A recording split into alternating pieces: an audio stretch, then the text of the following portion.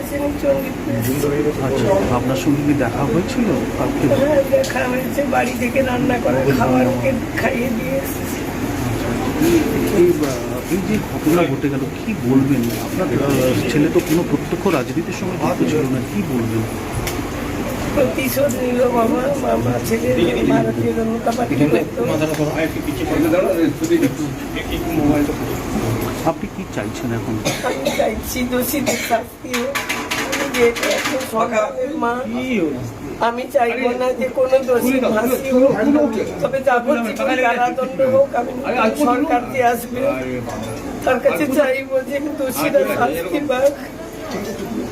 এইরকম একটা মর্মান্তিক পরিণতি, মানে কি বলবেন? মানে কেউ কি কোনোভাবে স্বাধীনভাবে বাঁচতেও পারবে না এরকম একটা? কি করে বলবো বাবা, গরম গরম বক্তব্য রেখেছিল শাসক দল যারা ছিল, যে 4 তারিখের পরে কোনো দিল্লির বাবাও রক্ষা করতে পারবে না।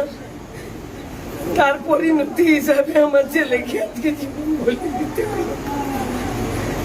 ভবানীপুর, চণ্ডীপুর, নন্দীগ্রাম সহ অনেকগুলো বিধানসভার দায়িত্বে ছিল আমার ছেলে, তবে পর্দার আড়ালেই কাজ করতো, কোনো রাজনীতির সঙ্গে সরাসরি যুক্ত ছিল না। তবু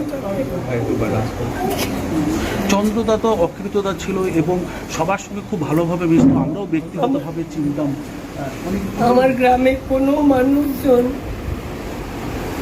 মানুষজনের সঙ্গেও কোনোদিন কোনো খারাপ ব্যবহার বা আমার ব্লকের মধ্যে বা বিধানসভার মধ্যে কারোর সঙ্গে কোনো খারাপ ব্যবহার বা খারাপ আচরণও করেনি কারোর সঙ্গে।